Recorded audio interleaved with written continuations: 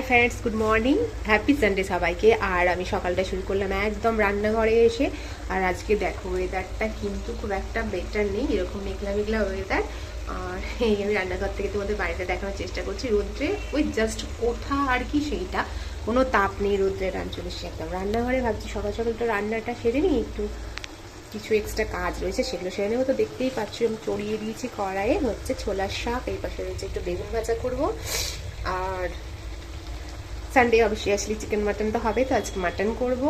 আর আজকে সকালটা একটু ডিফারেন্স, একটু আলাদা, কারণ বাড়িতে আজকে টানি নেই, ও গেছে আজকে টিউশনের স্যার পিকনিক করাচ্ছে, তার জন্য গেছে, স্যারের সঙ্গে গেছে, অবভিয়াসলি বন্ধুদের সঙ্গে বান্ধবীদের সঙ্গে গেছে। তো আমরা দুজন বাড়িতেও রয়েছি। তো সকাল সকালে এখন এই রান্না বসে দিচ্ছি, কারণ খুব সকালের বেলায় উঠে সব কাজ কমপ্লিট হয়ে গেছে, পুজো টুজো চা খাওয়া যেগুলো ইভেন থাকে সকালবেলায় মর্নিংয়ের কাজ, তো কমপ্লিট হয়ে গেছে। আর দেখতেই পাচ্ছ এখানে মাটনের জন্য পেঁয়াজ আর আলু কাটা হয়ে গেছে, আর মশলা এখানে অলরেডি আমি কমপ্লিট করলাম, কারণ কি সানডে কখন কারেন্ট চলে যায় সেটা মানে ভরসা নেই, একদম গ্যারেন্টি দিয়ে বলতে পারবো না। এই জন্য মশলাটা আমি আগে করে নিয়েছি ঝটপট। আর এই দেখো দুজন মানুষ, আর আলুর পরিমাণটা দেখা যাচ্ছিল। আমার হাজব্যান্ড না মাটনের আলু খেতে ভীষণ ভালোবাসে, ওকে মাটন না দিলেও চলবে, শুধু ঝোল আর আলু দিয়েই ও ভাত খেয়ে নেবে। তো যাই হোক, যার যেটা পছন্দ। তো এই দেখো অলরেডি আমার সব কমপ্লিট হয়ে গেছে, এখন চটপট করে রান্না করে নেব, যতটা পারা যায় সম্ভব ততটা করে নেওয়ার চেষ্টা করবো তাড়াতাড়ি করে, কারণ ওয়েদারটা একদম ভালো নেই, যত তাড়াতাড়ি রান্নাঘর থেকে বেরোনো যায়। কিন্তু অবশ্যই তোমার শীতের দিনে রান্নাঘরে থাকতে খুব একটা যে খারাপ লাগে সেটা না, তবে রান্নাটা হয়ে গেলে আর কি ছুটি, তারপরে রান্নার পরে অনেক কাজ থাকে, সেগুলো কমপ্লিট করব। টিফিন টাইম হয়ে গেছে, আর ওদিকে রান্না বান্না চলছে, তো খুব খিদে পেয়ে গেছে, তো এখন একটু টিফিন করে নেব। আর টিফিনে রয়েছে পুরি আর হচ্ছে আলুর একদম ঘন করে তরকারি, দম টাইপের না, তবে এই যে একদম সুন্দর টেস্টি। তো এখন চটপট করে খেয়ে নেব, বাকি রান্না তার সঙ্গে চালাবো, মানে ছটপট রান্না করবো আর কি।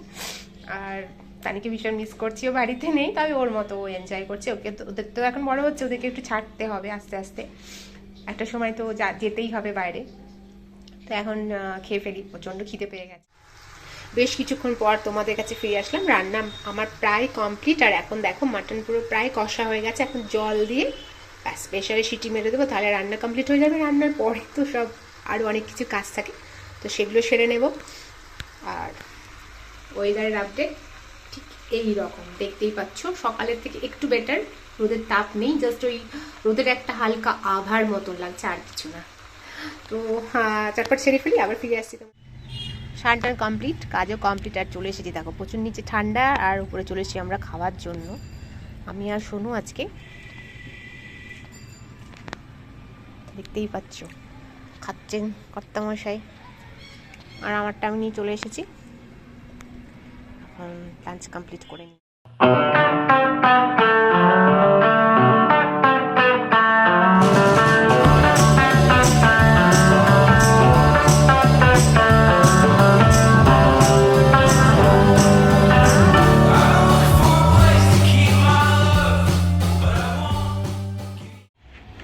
এখন হয়ে গেছে বিকেল, আর দেখতে পাচ্ছ আবহাওয়ার এইরকম অবস্থা।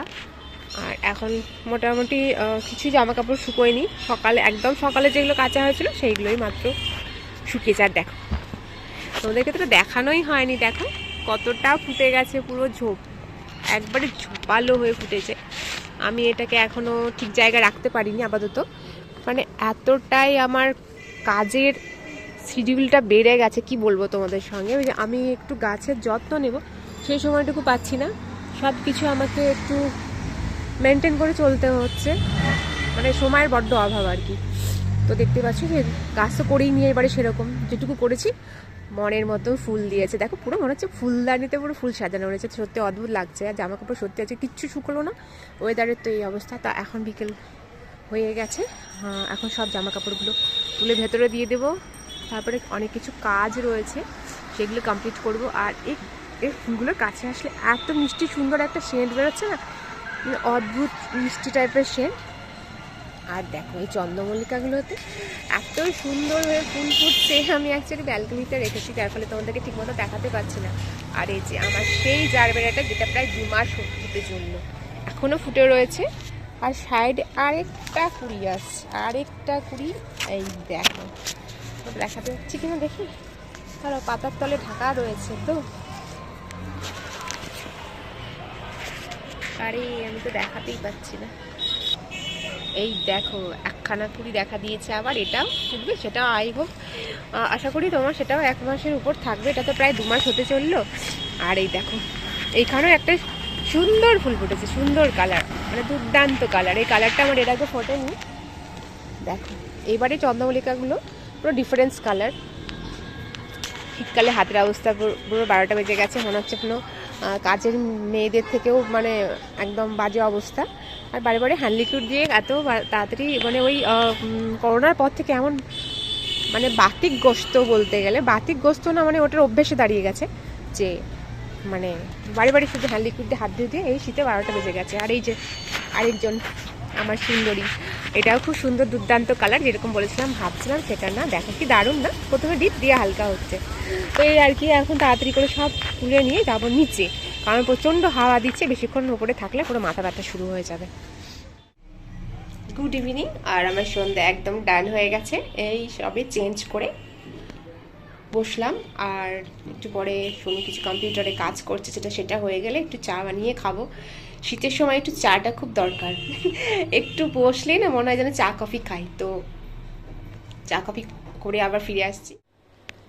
অলরেডি দেখো তানি চলে এসেছে পিকনিক করে, পুরো ফ্রেশও হয়ে গেছে অলরেডি। কিছু হয়ে গেল প্রায় 6:45-7টার দিকে অলরেডিও ঢুকে পড়েছে, আর কিছুক্ষণ বসে তারপরে ফ্রেশ হয়ে এখন জাস্ট এই হট ব্যাগ নিয়ে বসে পড়েছে। আর আমি বসে পড়েছি অফিসের কাজ নিয়ে। আর আমার এক কাস্টমার এসেছিল, এই জাস্ট গেল 10 মিনিট আগে। আর তানি আজকে খুব হ্যাপি, পিকনিক করে খুব হ্যাপি আর কি। তো প্রচুর ঠান্ডা, ঠান্ডাতে সবাই ভালো থেকো। অলরেডি রুম হিটার বসিয়ে দিয়েছি, কারণ আর নিতে পারছি না, কারণ লেখালেখির কাজ, হাত প্রায় ঠান্ডা হয়ে যাচ্ছে। আর তা নিয়ে নিয়েছে হট ব্যাগ। আর সামনে দেখো এসে পুরো জঞ্জাল ঘরের মধ্যে। চা খাওয়া কমপ্লিট হয়ে গেছে, সন্ধ্যাবেলা একটু গ্রিন টি খেলাম, আমার কাস্টমার এসেছিলো তাকে অলরেডি গ্রিন টি খাইয়ে দিয়েছি। আর দেখো ওই আমার মেয়ের চিপসের প্যাকেট পুরো পুরো বস্তা আর কি উঠে এসেছে ওপরে। এই যে ইনার মুখে আরো হাসি, আরো চওড়া হাসি চিপসের প্যাকেট দেখে। চলো চটপট কাজটা সেরে নিই, তারপরে আবার ফিরে আসছি তোমাদের কাছে একটু পরে। আর দেখতে পাচ্ছ অফিসের কাজ কমপ্লিট হয়ে গেছে, আর লেগে পড়েছি আমরা দুজনে মিলে। মানে সোনু এক্ষুনি আসলো, আমি এই দেখো এতটা শাক বেঁচে ফেলেছি। এইগুলো বলো তো কিসের শাক, দেখে বুঝতে পারছো না? আমি বলে দিই, এটা হচ্ছে মটরের শাক। আর জমির টাটকা শাক যখন পেয়ে যায় তখন কি আর লোভ সামলানো যায়, ইচ্ছে না থাকা সত্ত্বেও। ভাবলাম ছেলেটা কষ্ট করে দিয়ে গেছে, তার জন্য শাকটা বাঁচতেই শুরু করে দিলাম। এই টাটকা শাক খেতে যে কি ভালো, আর এগুলো তো কিন্তু বিনা সারের, জানো, এত খেতে সুস্বাদু। আরেকদিনও দিয়ে গেছিলো, তো রান্না করেছিলাম, ভীষণ মিষ্টি একটা স্বাদ। তো এই জন্য ইচ্ছে না থাকা সত্ত্বেও কষ্ট করে এখানে শাকটা বেঁচে ফেলবো, যেটা আগামী দিন সকালে যেন রান্না করতে পারি। তো দেখো ডিনার কমপ্লিট, রুটি আর মাটন ছিল, সেটা দিয়ে খাচ্ছি। আর তারই তো দিনের বেলা ছিল না, তাই ওর ছোটো আলাদা করে তুলে রাখছিলাম, ওরও প্রায় কমপ্লিট। আর ওইদিকে তোমার টিভিতে হচ্ছে, দেখো গট ট্যালেন্ট হচ্ছে টিভিতে।